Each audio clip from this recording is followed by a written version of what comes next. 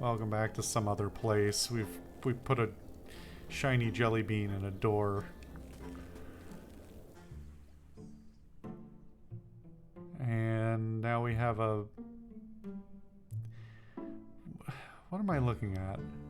It's like a fisher person's home, but it's full of jelly beans also for some reason. Got another wild puzzle with no context. That's cool. Classic Creepy Tale stuff. Alright. Got like a stump, a mushroom, and a fish.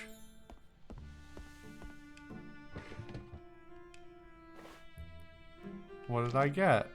A wooden part. Okay.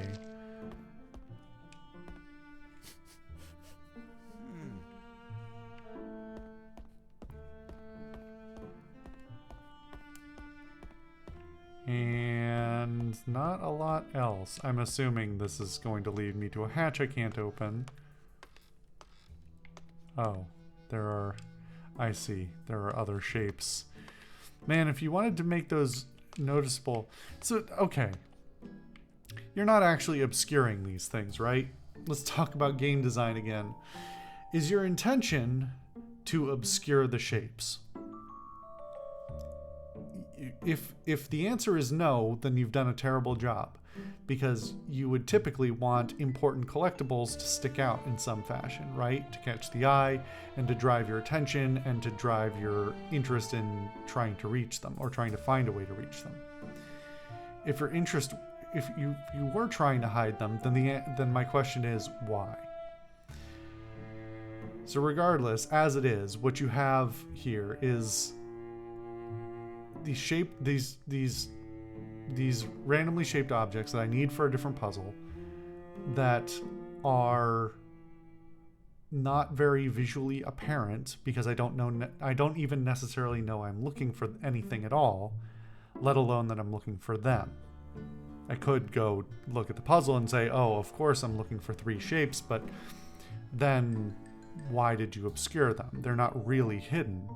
I don't have to solve a puzzle to hide them. This isn't obscuring them by making them a shitty color is not obscurity. It's just annoying. So what's my only reason for going up the ladder? My only reason to go up the ladder is because I have nothing else to do in the room. Like, that was literally it. Because I didn't see the shapes, what I saw at the top of the ladder was a hatch with a hole in it, which suggests to me I can't open it. So my logic is, this is literally the only thing I have left to do because everything else is done. I've already interacted with everything in this room. So I guess I'll go up the ladder. So I accidentally solve the puzzle you didn't mean to make by going near the things that I couldn't see and noticing that there's an interact prompt. Oh, listen, I'm not going to pretend I'm going into this unbiased, but it's the same shit. It's the same shit with this team. I want to like these games. I'm even like paying the compliments it deserves in the places it deserves it, but like, you got some fundamental design misunderstandings that you need to fix first. What? Please, for the love of God, tell me I don't have to aim this.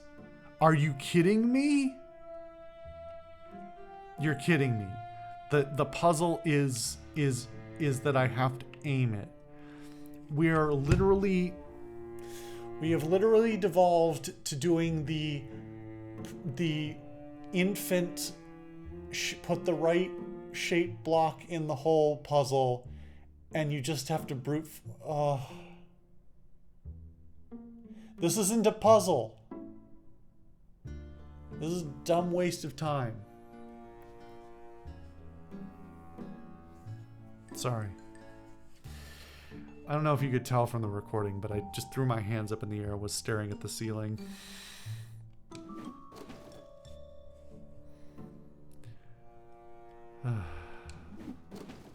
All right.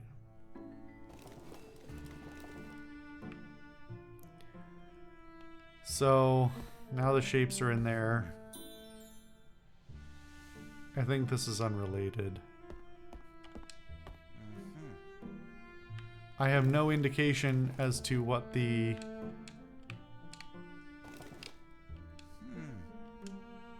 I don't think I can interact with them either. Unless I'm not...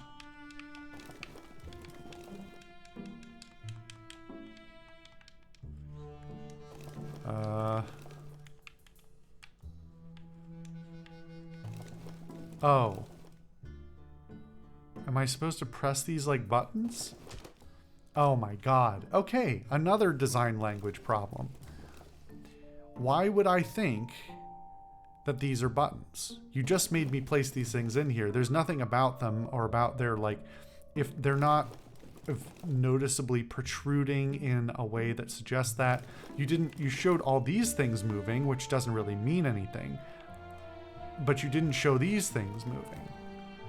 My character didn't say anything. These things aren't wiggling. They aren't, like, basically the only thing that tells me to interact with them is the fact that there's a pointer finger instead. Also, this is not a puzzle. This is just press the buttons in the order.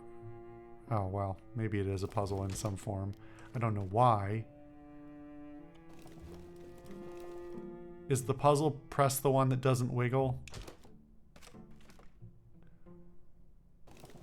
Yeah, that's not a puzzle either. But here we are. Hello, I have discovered your gimmick, and now I can solve your puzzle. Welcome to Creepy Tale, where everything is the same. Forever and ever. Don't try and think your way through things. You're doing too much work.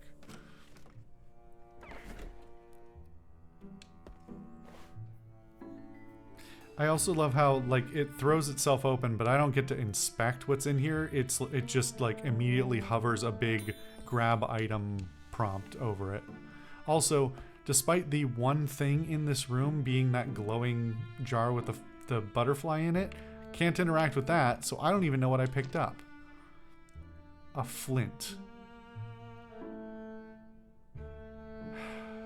Okay. You know, I'm not gonna hold back on this. I'm just gonna tear into this game every fucking time it does this, because I'm done with this series. I'm so done. Alright. What is a flint? Well, if you already know what a flint is, then you're probably off to a good start. I happen to know that a flint, well, what it probably actually means is a flint and steel. A flint is not on its own a useful tool. Well, it's a different kind of useful tool. A flint and steel are a combination of two materials that you rub / like jam, flick, I don't know what the right verb is for it, but you scrape them against each other to create a spark. This is to light some very fine tinder that will create a fire. However, let's look at this room. Let's assume you already know what a flint is, and that you know that this is flint and steel and you mean to make fire. Okay. Nothing in this room's design suggests that I should be making a fire.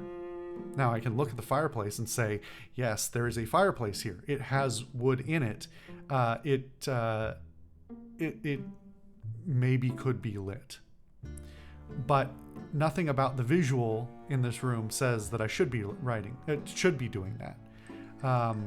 I could inspect the pot there before, but that didn't tell me anything. My character didn't say anything, didn't make any observations, and there was nothing to indicate that, like, I didn't go over and shiver, or because I was cold, because there wasn't a fire, or something like that. I have no reason to be believing that I should be making a fire in this room. There is no character motivation. There is no gameplay motivation to do it. So, let's take it back a moment. If you don't know what a flint and steel is, how the fuck are you going to know what to do in this room? The answer is you aren't. Once again, you are just going to go rub your item on everything in this room until something happens. Because this isn't a puzzle. There's literally only one thing to do in this room right now, and I have no agency or ability to, like, especially since, okay, I sniff it. So one would think the interaction with this is food related, which it is in a tertiary way, but the actual interaction is to start the fire. Okay, here's a different thing. There is no prompt here to do anything. I just bend down and take this pose, and if I don't actively interact with it, nothing happens, right? It doesn't even like give me the which button to press, let alone that I should be doing anything. For all I know, for all a player knows, they could just be waiting for something to happen. So here we go. I've started a fire.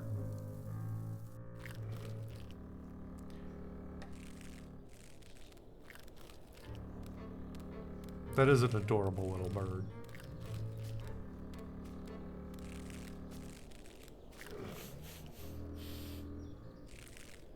Why does the bird get sleepy from smoke?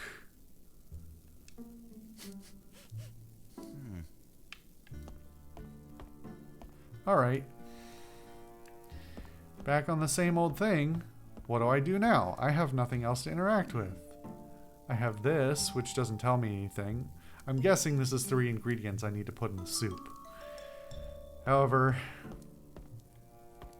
one of those ingredients is fish, and I can't interact with the fish. So, oh, we're doing really, really well with this. I'm excited. I'm just thrilled. Just really, really thrilled. Credit where it's due, the game does look better than the previous entries, but that doesn't say very much. Oh, alright. Yeah. I'll be back.